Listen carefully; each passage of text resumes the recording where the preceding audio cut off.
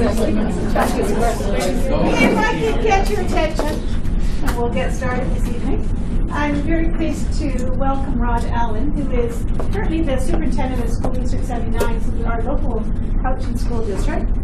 Prior to being Superintendent of School District 79, he was the Assistant Deputy in Education with the ministry, and he went there for 2 years and tells me he stayed for 7. So he really is part of the brainchild, the dream team that created a lot of the documents that are coming forward, a lot of the ideas about innovation that are coming forward in terms of our ministry curriculum. So he tells me I think he's handsome and debonair. So there you go, Rod. Thank you. Come on in. Thanks, Wilma. Thanks for coming out on a whatever night it is, Wednesday night, not watching hockey, coming here. Penguins in Washington, 2-2 tie.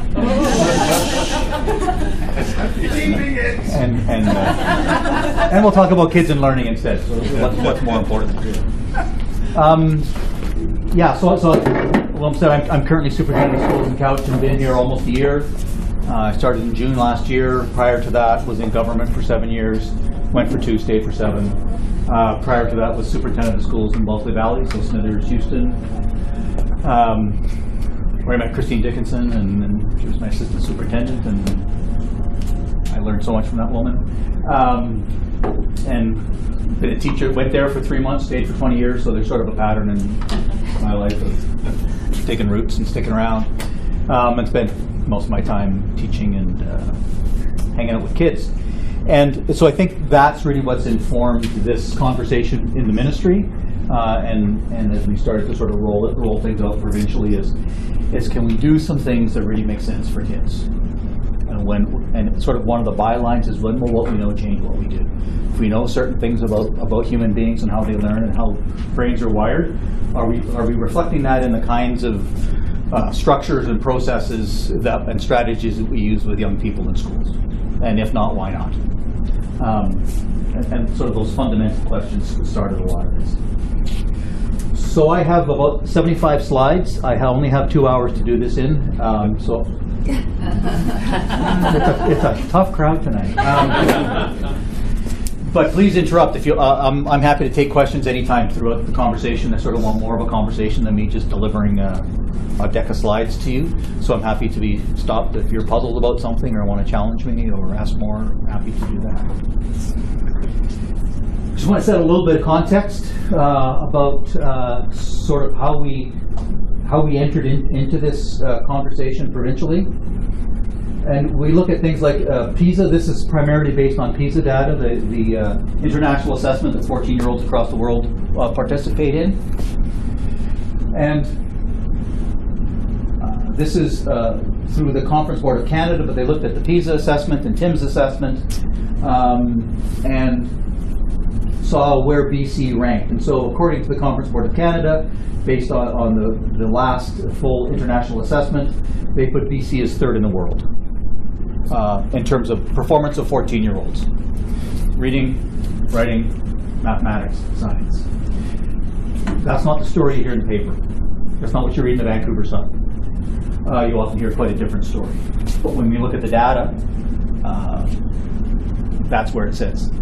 I had the privilege of just doing in October, being in Australia for 3 weeks, working with a number of jurisdictions around Australia, and a big national forum in Australia, and they introduced me, coming from British Columbia. More importantly, they introduced British Columbia as the #1 English-speaking jurisdiction educationally in the world. Not the story you hear every day in British Columbia. So it's interesting to see what other people think of you when you're not at home. And so the question is, that the world is asking is, why is that? Because when they look at the other 2 jurisdictions and I wouldn't say we're 3rd, I mean, I don't know, people can rank where they want. BC's been in the top 5 for many years. What people look to BC for primarily is the fact that we're not Japan and we're not Finland. We're not monocultural, essentially, jurisdictions. We have very complex classrooms. We have multicultural classrooms in schools. Really, our classrooms kind of reflect the world. And so how is it that we stack up so well against other jurisdictions that don't have some of those issues. Everyone wants to be Finland. If you're in Finland, they want to be BC. Sweden keeps sending teams here to BC as they face an immigration, huge increases to immigration. They're going, we need to know how to teach in multicultural classrooms, multilingual classrooms. So that's good. Yeah. Pat yourselves in the back. We feel pretty good about that. However, the nagging question has been, are we in the right game? Are we at the top of the right pile? Are we, as we think about our rankings, and it's not about league tables in my mind at all, are we measuring the right things? So I want to give you about a minute of Andreas Schleicher. Andreas Schleicher is the head of the OECD data, the Organization for Economic Cooperation and Development, does all the international assessment. About a minute and a half of Andreas wrestling with the same question. Are we measuring the right thing? Well, we need to increasingly reflect what is important rather than only what is easy to sort of assess and easy to measure. If you look at the evolution of labor demand, at least in the industrialized world, you can see that the steepest decline in the demand for skills is no longer on the manual labor side, but in what we call routine cognitive skills.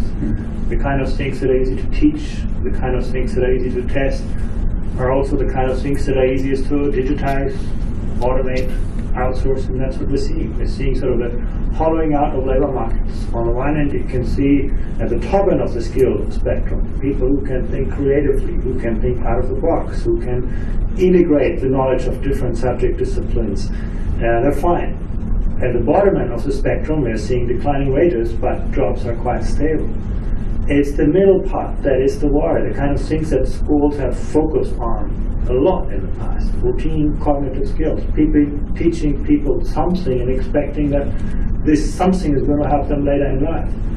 But the test of truth is no longer, what you know, but what you can do with what you know. And I think that's what we need to reflect in the kind of learning metrics of the future. And it's great when Andreas delivers that in a confident German accent. So it must be true. But I think he says a couple things there that I think are really important and were pivotal in this conversation in British Columbia. Routine cognitive, the kinds of things that schools have specialized in, because they're easy to teach, easy to test. That's not the game anymore. This device, love it or hate it, has taken over a lot of that routine cognitive stuff. You can either digitize it or you can move it offshore. So if that's not the game, what is? The types of jobs out there that used to require routine cognitive skills are getting fewer and fewer and fewer.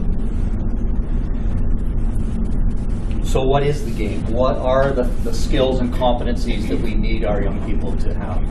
And I love his last line, it's no longer what you know, it's what you can do with what you know.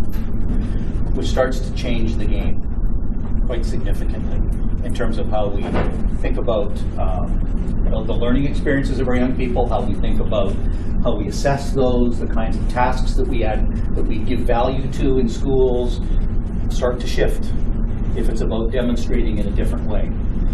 The other word that he used in there was, he talked about students that are creative and collaborative and those things, but also students that can integrate knowledge in new and different ways.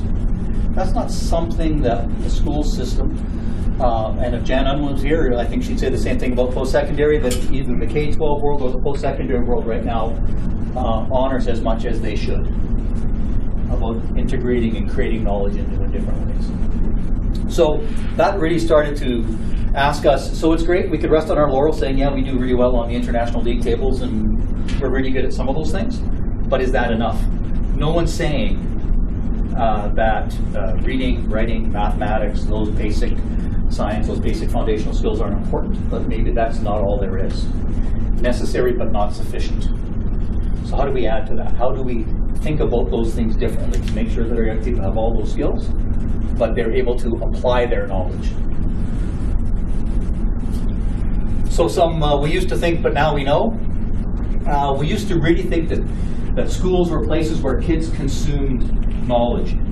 often teachers, but it could be books or materials, dispensed it and kids absorbed it. Kids consumed.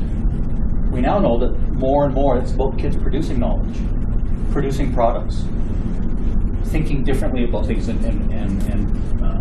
producing artifacts. It's way less about knowing and way more about understanding. Again, and that's that routine cognitive. If it's just knowing, this device knows all the facts. It can't understand any of them. It can't put them together in new and interesting ways. It can't apply the learning. So we need to get to understanding. If you have kids going through Science 10, BC curriculum, a huge amount of factoids, followed by an 86-question multiple choice test.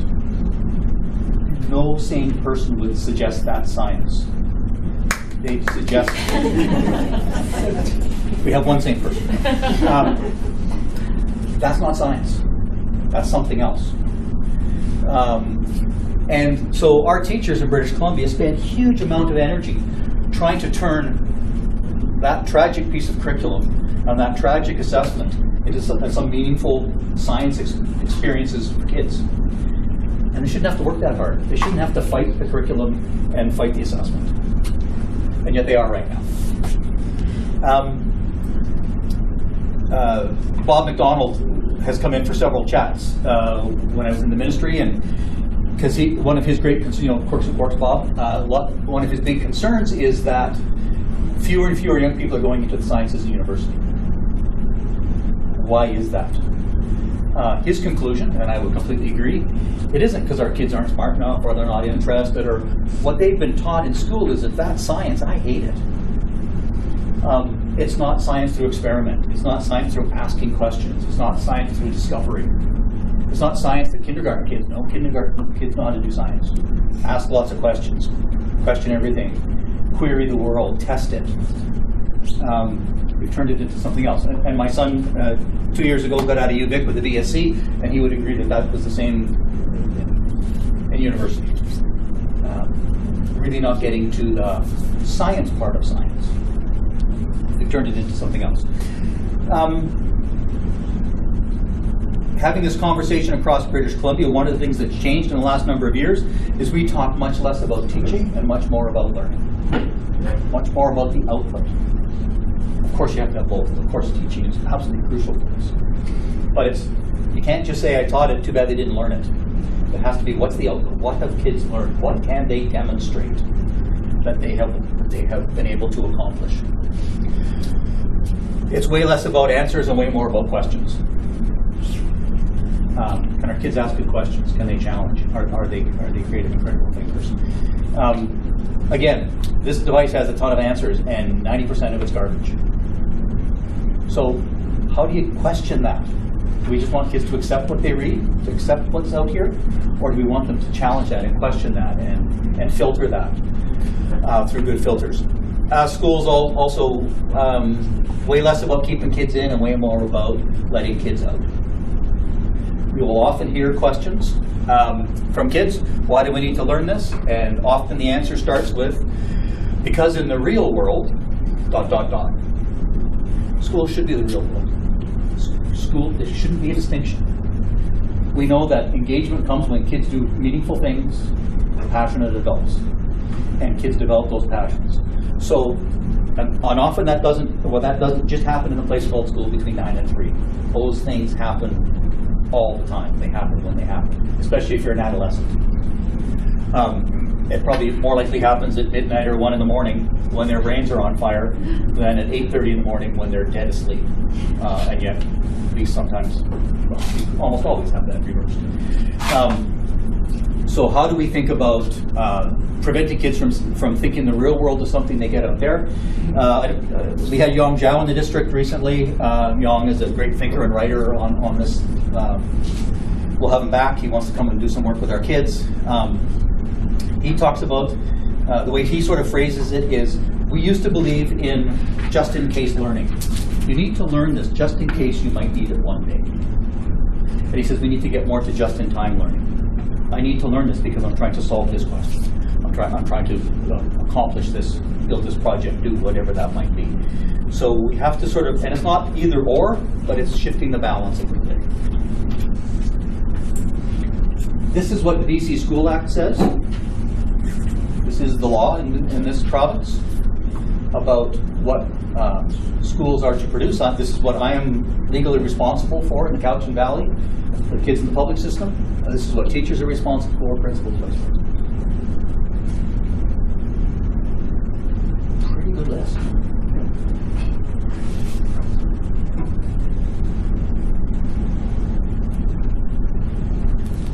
This list was produced in 1988. This went into the School Act in 1988 as a result of the Sullivan Commission. People my age remember all that? Barely.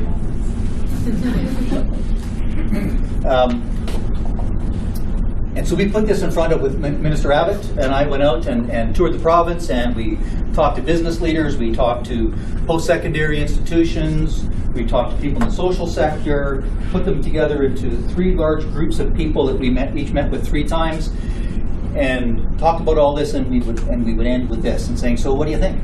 This was written in 1980. Should we update this? It's obviously really old. And they said, no, but you should do it. Don't ignore it. Do it. And if this is the kind of young person we're trying to help develop, we need to make sure that the kinds of activities, policies, curriculum, etc., actually helps to get us there.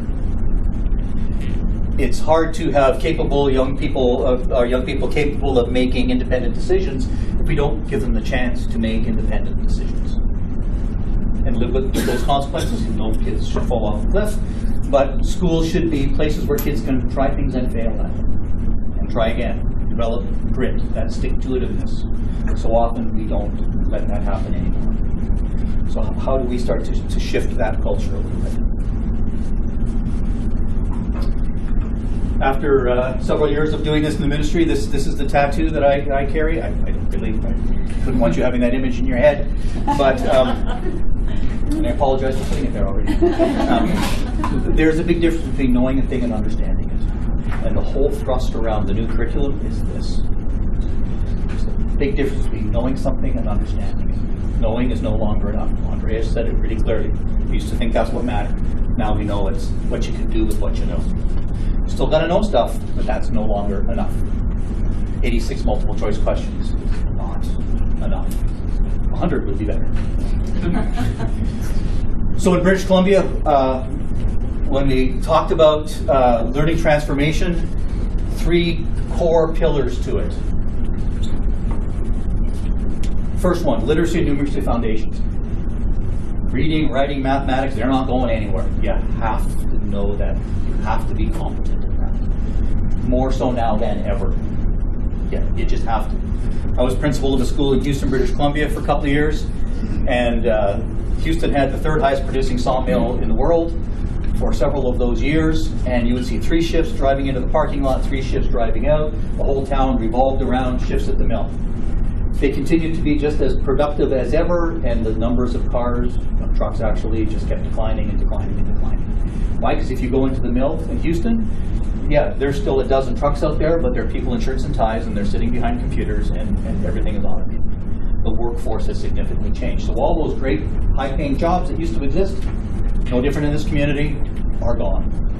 So we know we have to prepare our young kids, students, with literacy and numeracy skills. Question for you. What do you mean by numeracy? Mathematics.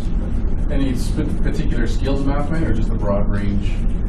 Well, there's lots of specific ones, but I would say all of them. Broad knowledge, is that what you're saying? Yes, as well as, I mean, if you're going to certain areas, you need some very deep knowledge as well. So it's more than just arithmetic, but you need that too. But it's, again, thinking like a mathematician, asking questions like a mathematician, being able to solve problems, knowing your algorithms, being fast enough at it to be able to actually demonstrate your competence. Whole other hour we can chat about what some of those are. There's quite a big shift internationally to move at the at that top of the mathematics pyramid internationally is kind of calculus, right? That seems to be the bar. and yet we know that very few people actually need calculus. A lot of work coming out of Europe thinking that at the top of that should be probability and statistics. That our kids need way greater knowledge of how that works than they do. That's why you have payday loan places on Main Street, because people don't get how interest works. That's how you get crazy polling results, because people don't understand how that works. And so our day-to-day life has so much more to do with probability and statistics, getting mortgages, all that stuff, as opposed to calculus. So there's lots of talk about and yet probability and statistics, if you look in old math textbooks, if you look at the way lots of classrooms operate, that's something that happens in June if there's time. And trust me, there's never time in June. And it falls off the table. And it's tragic. So big international movement to push that to the top of the pyramid. Say calculus, yeah, that's really important if you're going to go be an engineer or something. And there's ways to do that, but maybe that's not the bar for everyone. We need to make sure they have this greater, deeper understanding. That's not the whole conversation. Understanding and applying of rich content. So new curriculum, there's still content. Of course there is. There's still stuff. You need to know stuff. The two words that have been added are understanding and applying. Changes everything. Grade 2 language arts. Grade 2 teachers here. How many learning outcomes in grade 2 language arts? That's one way to phrase it. I would phrase it as 92. Discrete learning outcomes in language arts. You're required to teach every one of those to every kid. Buried in those 92 are some really important big ones, like learn to read, those kinds of things. So do we really need 92 things, or is it actually a smaller, more deeper, meatier list? To give room for understanding and applying. Science 10, huge list. No time for understanding, no time for applying. Sorry, moving on to the next concept. So you need some space for that. So it's the understanding and applying of rich content. And core competencies. Huge and different. So now, every single teacher is responsible to help ensure that in those broader areas of development, thinking, communication, and personal and social development, that they address those with all their kids. That doesn't mean if you're a physics 12 teacher, you've got to stop teaching physics and teach collaboration. Sorry you didn't get through physics. The collaboration was a little weak. But the kinds of learning activities you should have for your kids in your class would include collaborative activities, amongst a list of other things. Would include creative and critical thinking. Would include those other things in the types of activities and learning experiences for young people. And we should be able to talk about that. Now, teachers have always tried to find ways to talk about those things, and teachers have used teacher code. It doesn't play well with others. To talk about collaboration and whatever it might be. So we've always known it's important, but it's always sort of tried to get wedged in around the edges. And now employers, post-secondary, everybody's saying the same thing. Those things are really important. We should talk about it. Doesn't mean we leave other content behind, but we need to talk about those things more specifically. And they're the same in every piece of curriculum. It's not different in social studies and from English, from science. When I read applying of rich content, applying to what purpose? Is that ever outlined? What are you trying to achieve? Like, so you understand and apply the rich content, but apply to what purpose? Like, what do you would? Further knowledge? It could be increasingly. Again, it depends exactly where we are, but increasingly it's to things that matter to the kids. And that's that motivation and engagement piece. And so if I'm learning Pythagorean theorem, I learned it in school, I read it in the books, I can pass the test. Then I got to go square up a sheet of plywood. I actually apply that learning. And all of a sudden, to me, that's when I go, I did not understand fractions, and I passed every fraction test I ever had to take until I started doing carpentry. And then my life revolved around fractions. So I started to understand it and apply it. I could do those in my head all of a sudden. I understood how they related. So that was it for me. For someone else, it might be something else. And so part of this, and when we think about the learning experiences, how we want to articulate those for kids is having, and you hear the word personalization a lot, is finding things that kids are really interested in doing. And we can be more flexible about those. This stays. The curriculum is still there. It doesn't have to shift. But how they apply it can start to vary. And they can apply those things in different ways that matter to them. So it kind of depends.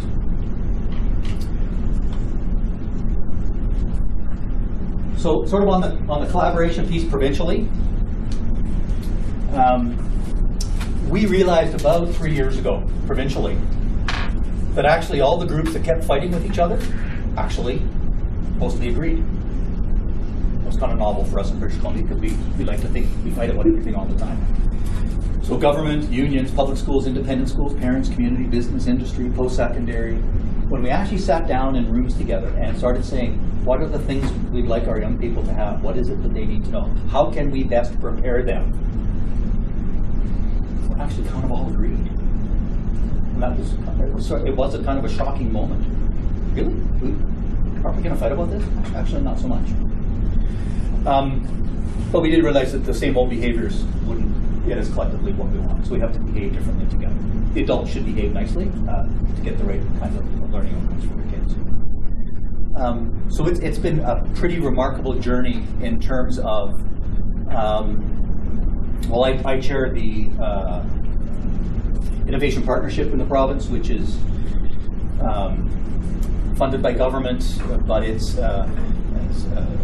Peter Froese is there from Independent School, Jim Eicher from BCTF, myself from Superintendents Association, Gordon Lee, now Kevin Reimer from Principals and Vice Principals Association, and Jennifer McCrae from the ministry.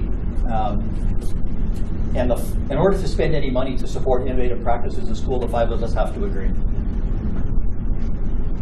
Conversations that happened amongst those five have never happened in this province. Where we actually sit down calmly and talk about what's good learning, what's that look like? Is this something that we should be supporting? Is this something we want more of? What do we really think that means? And that's starting to filter through all those organizations. And that's quite remarkable to get to that. And we have some great debates. It's some rocking conversations, but we realize we're getting closer and closer together on that.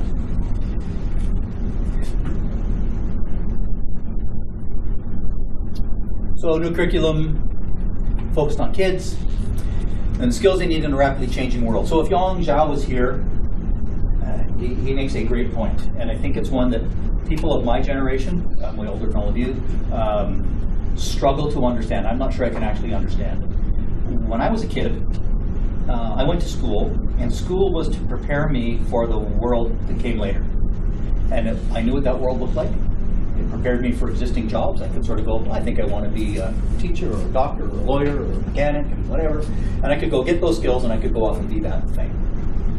Pretty linear and predictable place. We absolutely know now we're preparing kids for jobs that don't yet exist. So how do we do that? That's different. That terrifies kids when you keep telling them that. You know, we act like we know what we're doing up here, but really, we're not sure what your world's going to look like. Every piece of evidence out there, and you've heard this line before, and I believe it to be true. I have a 26-year-old son and a 24-year-old daughter.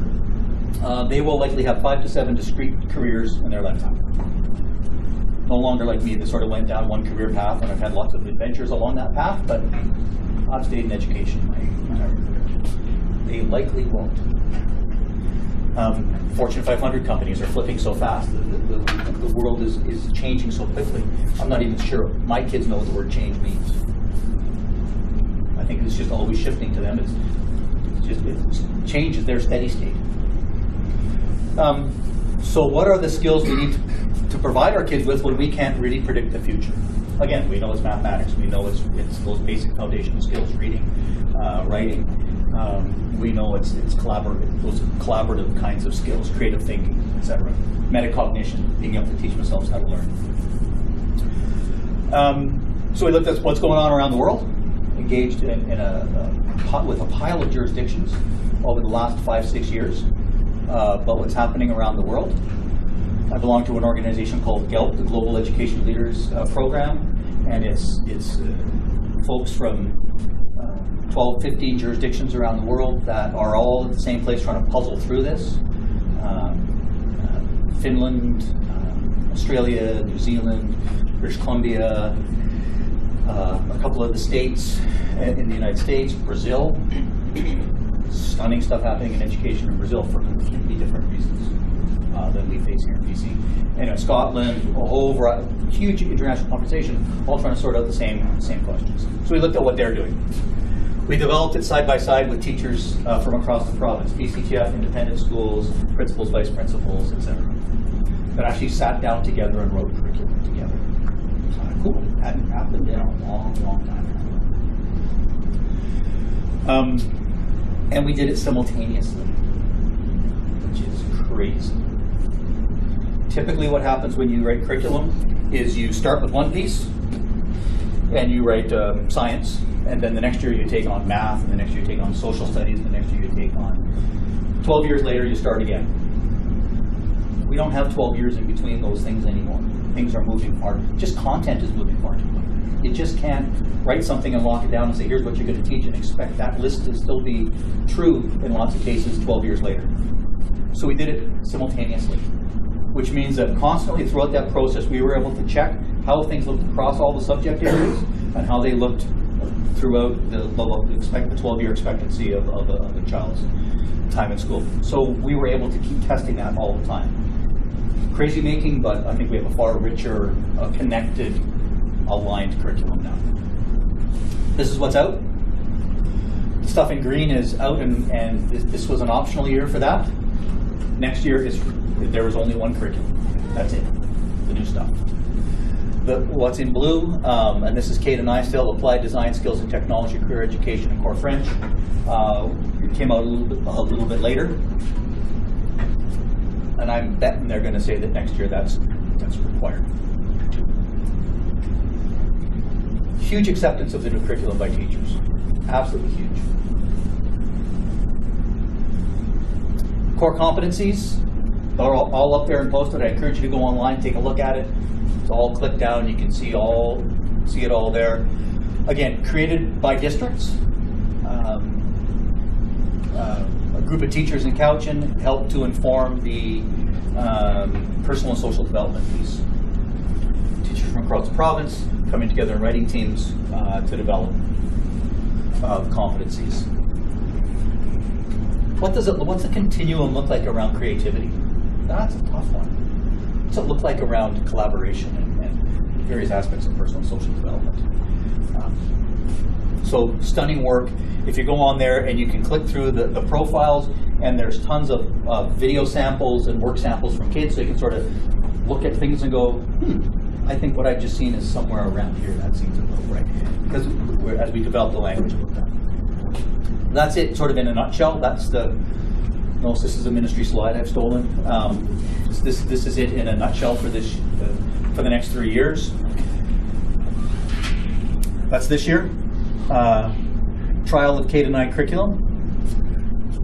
The trial's over next September, and we're in the new curriculum world for K-9. The 10 to 12 is in a trial phase right now. Some of it's already coming out, and we're starting to look at it and see what that starts to look like, and it sort of lags a year behind is the intention. Provincial exams is almost a year late, so this we're still sort of back here somewhere. Didn't quite come off as planned.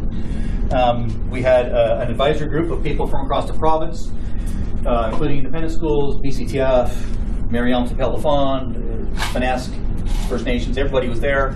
We all knew we wouldn't agree, and actually we all agreed on what we'd like to see a provincial assessment look like for kids, what kind of data should we collect, and what should we do with that data to inform practice. Again, everyone said it couldn't be done, but we could actually agree when we started talking about kids and learning. That report went to the minister. They're now trying to build an assessment that's based on the AGPA report, and they're not as far as they would like. Building it is challenging to actually construct an assessment that does those things. And what's it assess? Reading, writing, mathematics. What a surprise.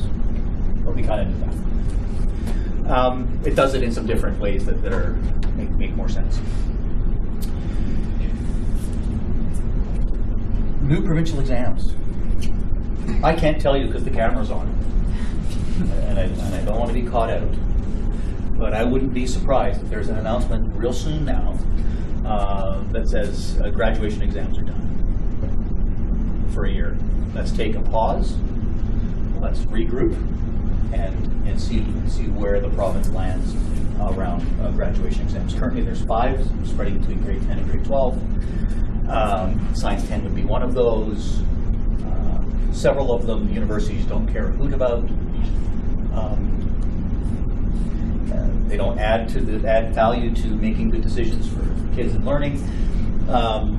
So we just kind of need to reset that dial, and I heard rumors that that's coming soon. Like in a week? Yeah. Don't know. Just rumors. This may be the last exam cycle in the province. Oh, just maybe. Don't know. Alexis will be very happy.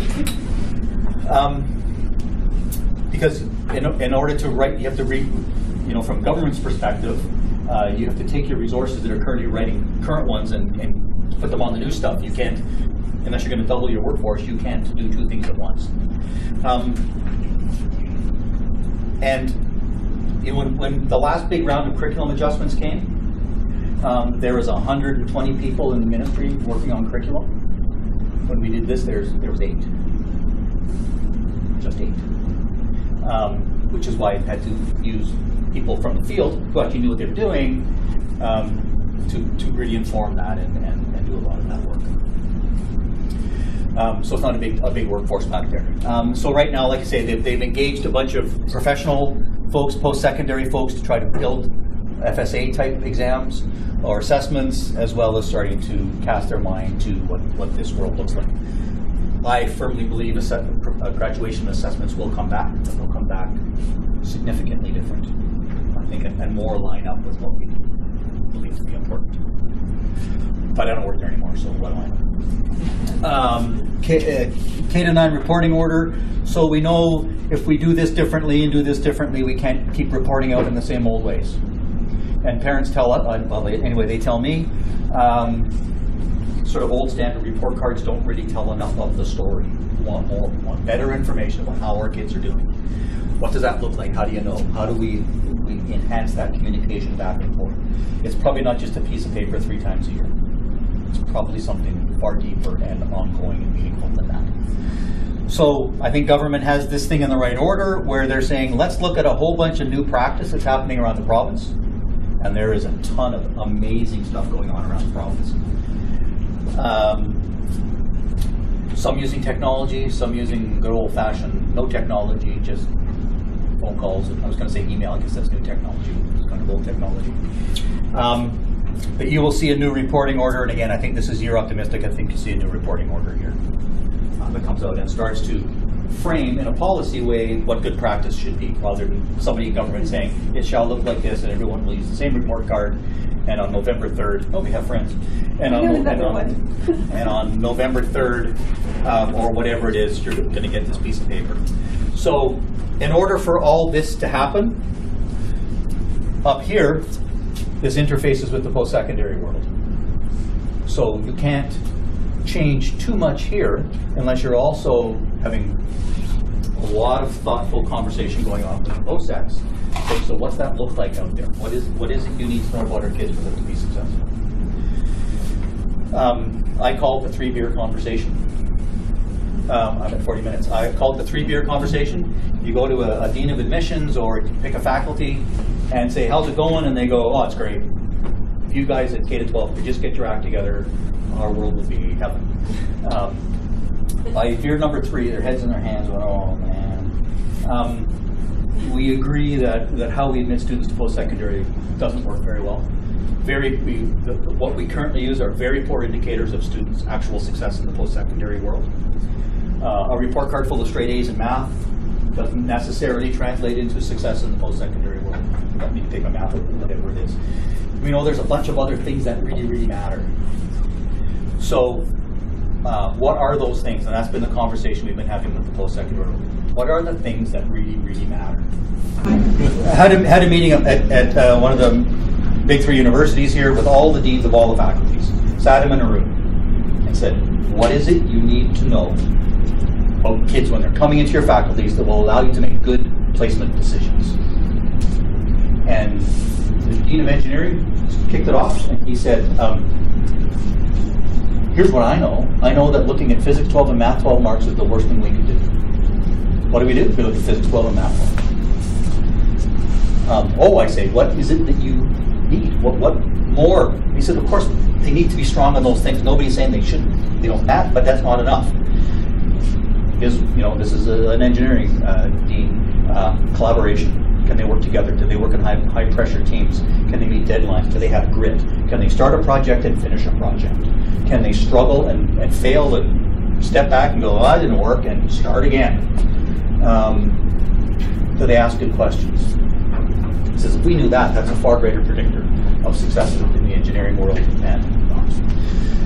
So again, that ongoing conversation, I know Jan Unman's been here, and she's sort of at the front of that conversation now, is so how do we give that information? How do we gather that in the K-12 world, and how do we give that to the post-secondary world for them to make those kinds of decisions? As well as to the world of work. For employers, they're saying the same thing. I can look at the transcript and I can't really tell if that kid's going to be good in my business. It doesn't really tell me much. Best predictor for success at university? Any idea what it is? Number 1 predictor in North America? Have you had a job in high school? If you've had a part-time job in high school, you're far more likely to do well at university than if you didn't. It's not how many books you read. It's because what do you learn out there? You learn real world stuff. Things that matter. If you don't show up on time, that matters. If you don't do what you're supposed to do and you let your team down, the rest of the folks in your work area, it matters. So how do we think about that? A conversation we're beginning here in the Cowichan Valley is with some employers is how do we make sure that work experience that kids go out and do as part of the grad program is actually meaningful and teaching them those skills, not just stocking shelves in the grocery store, or it's not just free labor. It's how do we make sure that they really learn those skills out in the real world. Stuff the ministry is working on. It's a big list. You can't start this and not take it all on. It's bewildering, and yet it's not linear. It has to be iterative. So, for example, I would bet dollars to donuts that 5 years from now we won't be funding per course the way we currently do. I just can't see it continuing to work when I see how the system is shifting. What they move to, don't know. But the notion of a course as an organizer in schools is starting to degrade and break down, and people are looking at different ways of how they're connecting those big ideas and how they're building learning experience for kids. It's less a discrete course called Biology 11, and more how do we make sure that those learning outcomes are fully addressed, often in a more integrated kind of way. So I think there's all capital. How you get money to build a school. You get so many square feet for this, so many square feet for that. You want to do that with it, you can't get funded for that. So we know that lots of schools recently built in the province for bazillions of dollars have far too many small discrete classrooms and not enough larger flexible multi-purpose space. Why? Because government doesn't fund that. They fund little egg-crate boxes. And so big conversation in the capital world in government. How should we be funding that? How do we calculate that? What's a great school look like? If you go to High Tech High, or you've seen High Tech High, videos of that, it's the rage, everybody's talking about High Tech High, it's a big warehouse. It's just a big barn in San Diego. There's almost no structure to it. And they've built learning spaces within it, but very flexible. That's what the new curriculum, that's right, that's what I came here to talk about. That's what the new curriculum looks like. It's all online, you can see it. Core competencies, they're the same everywhere. You click on one of these, thinking, communication, personal, social development, and you can see the profiles. It's all up there for you to look at. You just Google BC curriculum, this is what you'll find. What's different is big ideas. Teachers told us really clearly, If there's something really, really important, tell us. So each area of curriculum has 3 to 6 big ideas, and those aren't 3 units, they're not 3 learning outcomes, they're not 3, it's 3 big things that we want kids to come to understand. This is the understanding part. Social, economic, and political power shift over time. Grade 4 social studies. That's kind of a big idea. It's not just a multiple choice test, which of these things go together. How do you really come to understand that? Concepts and content, still stuff kids need to know. It's not 92. It's a smaller list, but these are also bigger ideas here too. Those are bigger, meatier ideas. And curricular competencies, what are the kinds of things we want our kids to do? So as we were talking before, gone are the big 6-inch binders. If you were a teacher of grade 4, you'd have about 8 big 6-inch binders stacked on your desk. What do I teach? I teach that. Good luck. Hard to find room for kids amongst all the binders. Here's how we want kids to be. This is what we need kids to understand. This is what we need kids to know. And this is what we need kids to be able to do. Pretty simple framework. Sounds simpler than it is. A lot of room for teachers to make decisions. A lot of room for teachers to do the thing that they got into business to do. I have yet to meet a teacher who says, I got here to cover curriculum. It's usually, I'm here to teach kids. I'm here to help young people develop.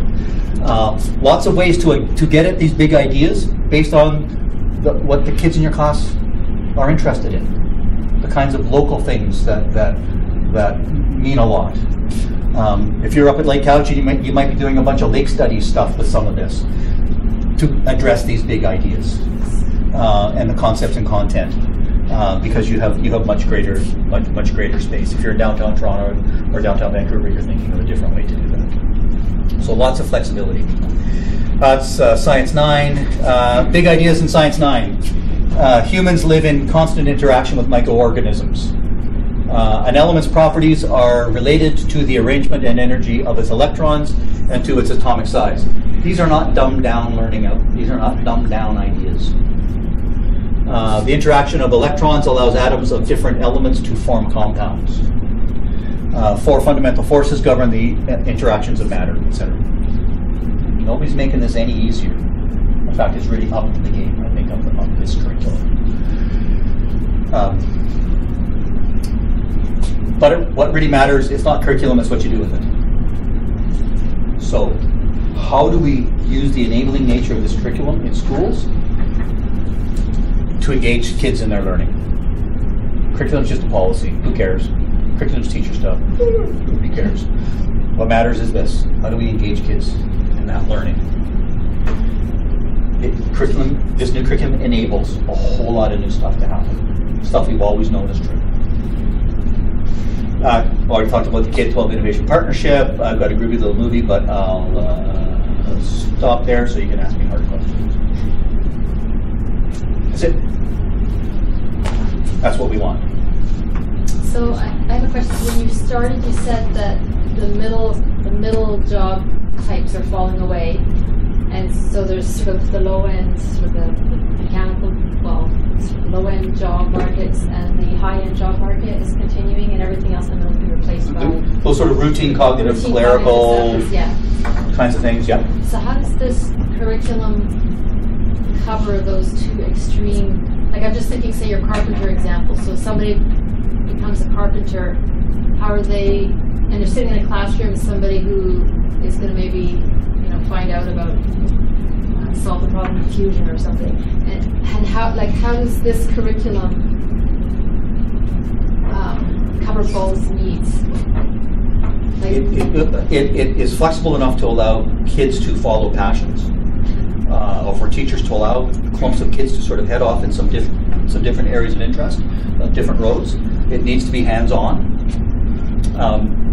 We were having this conversation in Finland last year. In Finland, they reached an interesting tipping point in their secondary schools. But more kids were taking the trades option than the academic option. Sort of those air quotes. And in Finland, there is no difference in curriculum. The math is the same. It's just how you learn it and how you demonstrate your learning. And kids were figuring out they actually learned the math better in a skills and trades hands-on kind of a way that they could then apply in any way they chose later. So a lot of that same thing is here. You could be taking a carpentry thing, kind of a focus or whatever it might be. What matters is that you're learning the math and understanding it and learning how to use it and demonstrate your learning. And if you do that once, you can do it in lots of other ways.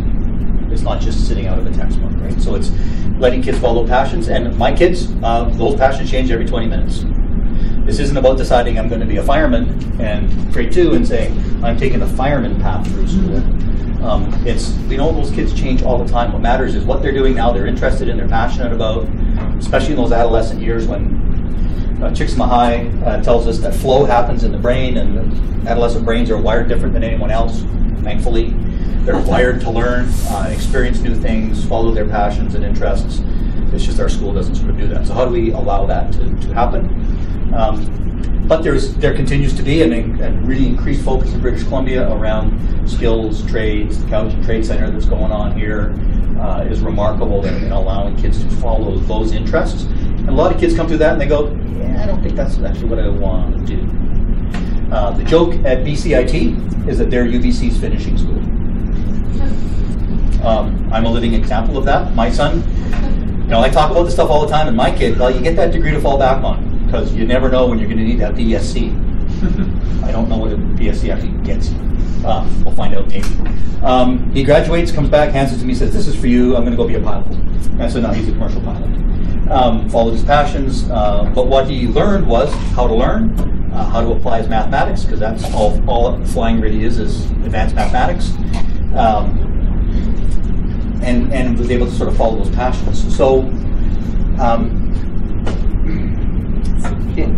it's more and more kids are thinking about a trade to fall back on, or that skill that I can always go get that job, and then I follow I want to be a poet, I want to be a musician, I want to be whatever it might be. So we also have to show that all professions can be challenging. They're all creative. If you talk to a carpenter, it's a creative act. It's not just nailing boards together. That's what I do. They're really good at it. It's a creative act. So it's honoring all those different pathways. So I think it's the flexibility of this curriculum that allows that to happen. When I went to school, it was academic or trades. And I was told I couldn't go into trades because I was too smart. And I went to academics, and I had to take Latin, and that's how old I am, and all, right? I would have preferred some carpentry courses or mechanics courses, so I think we've got the balance better now. It's more up to the kids and how they're linking their learning together. Sort of a long answer to it. It's more practical application than theoretical. Because you learn by doing. Oh, what really matters if I get the right fraction here, if 3 table legs are 1 length, the 4th is different. Like, it actually matters. So, again, High Tech High, I would encourage you to Google High Tech High, and there's a great video with Larry Rosenstock in black and white. If I had more time, I'd show you. And he's the principal of the school, and he walks around the school in San Diego. And if you turn the sound off and just watch what is going on, what the kids are doing behind him as he wanders through the school, it's stunning, and it's all hands-on learning, applying learning. Almost 100% of kids go into university, and almost 100% of those kids completing university. And they don't select their kids; they do a random lottery to make sure they get the same mix of kids as in their neighborhood. Hands-on, applied learning. That's really advanced stuff. Like you can do hands-on in really advanced ways, but it's meaningful to kids. When you say High Tech High as sort of lofty benchmark, is this something that the BC ministry is aiming for? Is this something that for high school students that this is the new benchmark for what we're to be like High Tech High? Yeah. I think High Tech High is one, it's American, and it's really hard to draw too many parallels down there. But High Tech High focuses on students doing things that matter in community. They focus on students being able to follow their passions, and they really focus on integrating curriculum and learning, and they have the same curriculum that everyone else in the state of California follows, same assessments, but they provide really integrated learning experiences for their kids. Kids are working at the blood bank, and so they tend to learn it, understand it, apply it. It sounds like this is marvelous, by the way, and a really great presentation. From the sound of things, the focus is now to expand the boundaries of the traditional classroom. Are there any resources available for teachers in this new curriculum to really get their fingers dirty on it and get into this? Because it sounds like there's going to be a huge learning curve, not just for kids, but for the teachers themselves to apply all this stuff. Is there any, I don't know, I'm worried a little bit that there might be some kids really falling into the cracks because teachers are trying to just catch up with this curve. Start with the resource question first. From the ministry, not so much. They're broke. We just passed the budget last night. That's kind of how broke they are. They're pretty broke.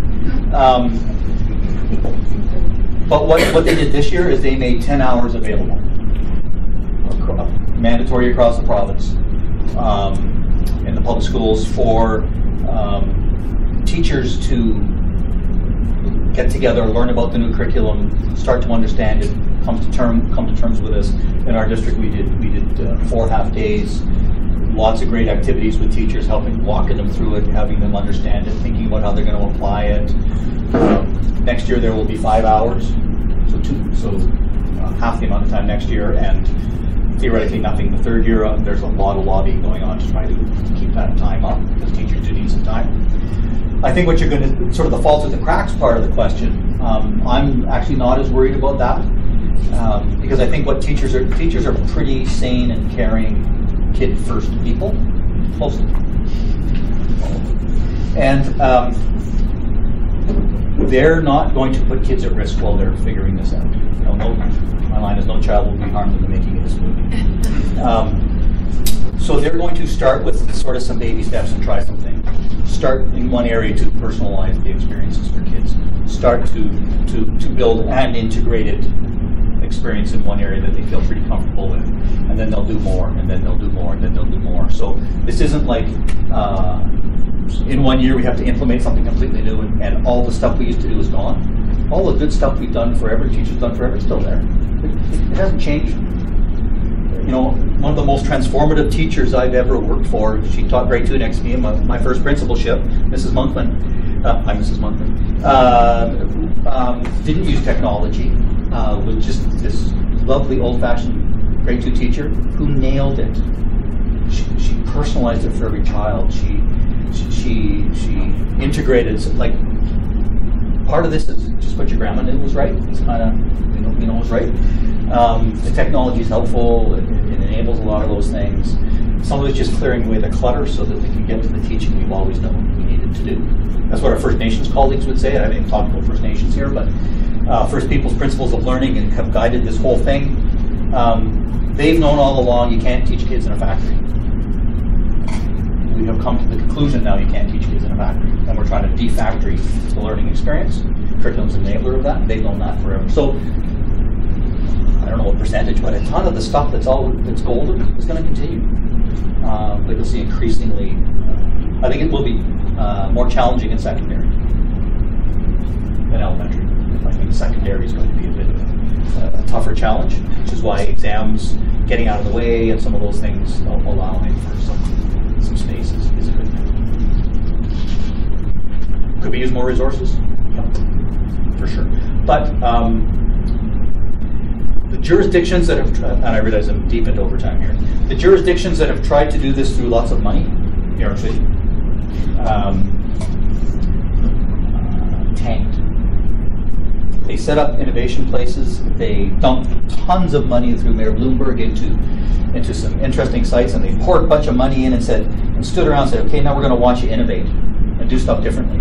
And nothing happened, because that's not how innovation actually works.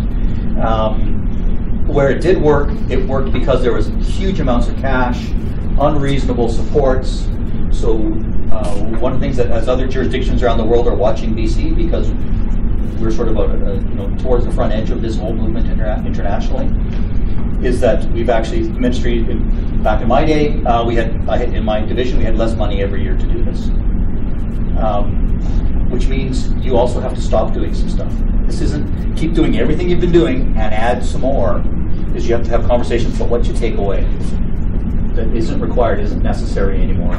Put some of this in place. And so it's been a real healthy debate in BC about how we do this in a sustainable way. And that will mean a slower implementation, if we use the implementation word, but I think a far more thoughtful one and a much safer one for kids. Can you give an example of some of the ideas that have been put forth about things that are being taken away? For instance, obviously you can't, it sounds almost like an impossible task for teachers to be able to implement all of this as well as these core competencies. And that's what we've been doing. Yeah. And I just wonder, you're right, that there's only so much time in the day that you can focus on this stuff. I think taking away things like 86 question multiple choice test in Science 10. Let's take that away.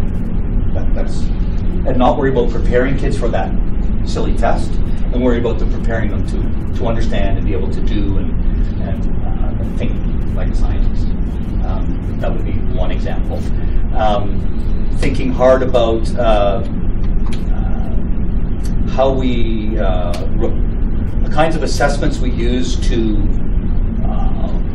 build a portfolio of marks so that we can report out a letter grade. Taking away report cards would be great. So I'm not saying taking away report cards, but I'm saying rethinking that whole thing and getting the right information to parents at the right time in the right way so that everybody's in the know. It's not just about having larger letters on larger pieces of paper, right? So it's not taking it away, but it's stopping doing some of those kinds of old-fashioned things and rethinking about how we communicate properly with parents and kids. The group that's completely left out usually of reporting is the kids. I think the parents feel left out, try being a kid. And people are talking about you and they're doing stuff and you have no idea what you get in your report card. I don't know, I haven't seen it yet. But you should know how your learning's going as a kid. So it's some of those structure kinds of things. I think from a structural perspective, talk heresy here, getting rid of some of the structures that we have in schools that might be over-structured. Does everyone have to start at the same minute of the day and end at the same minute of the day? And do we need to ring bells every 50 minutes or whatever it is and move kids from one room to another? Or can we start to think quite differently about how we do that? You still need to group kids in groups. You still need to move them from place to place. Sir Ken Robinson talks about one of the things he'd like to get rid of is this notion of grouping kids based on their date of manufacture. Really, is that the best grouping strategy we can think of? It's ridiculous. So how can we start to do some of that differently and more flexibly group kids? We don't always have to have them in a group of 25 or whatever the number is in front of a single teacher. We can think quite differently about it. Sometimes you need to do that. Sometimes there's lots of other ways you could think about those structures. Freeing up for more ideas. I think technology is really going to help with that part of it. That piece. For example, you can take videos and share them with kids and learn at home. They can study at home and they can come in and ask questions and say, hey, watch your video. How's that going to work? Or I want to piece together something.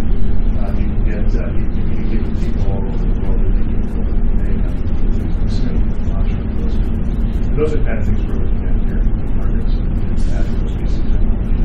But I think that will it enables a lot. There's so many kids that are doing things like what hockey and baseball. I got kids that are swimming until 8 o'clock in the morning. They show up at 8 and 10 at their o'clock. How do I help those kids?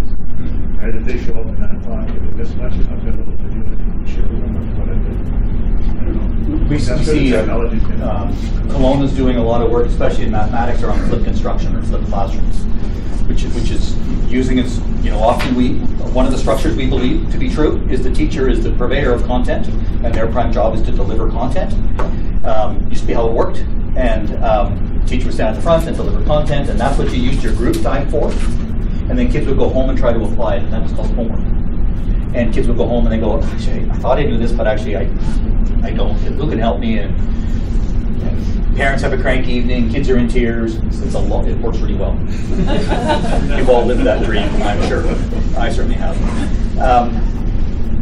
Flipped classrooms is saying maybe we have that completely backwards. Technology allows us to deliver the instructional piece, which is you can just sit and listen to me for 5 minutes or 10 minutes as a teacher. I'm going to teach you how to divide fractions. And I'm going to do it on a video, and you can watch it at home once, twice, 10 times, 100 times, however many you need to do it. So you think you've got it. And when you come to school, that collective time is we're going to apply it collectively. And we're going to see if you know how to do it, see if you really do understand it. When there's help here, there's a teacher standing right in front of you, and there's your peers, and that's a much more communal activity. So what's the best use of the group?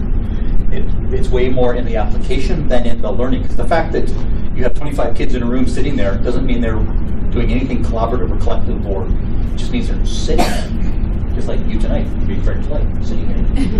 Doesn't mean anything's going on. So flipped classrooms. So Cologne has done a ton of work on especially math instruction, sort of the grade 7, 8, 9, 10 level.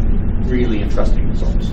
So technology can, and that's just one way, Moodle opportunities for kids where they're, my daughter was in a physics class for 2 years, physics 11, physics 12 up in Smithers.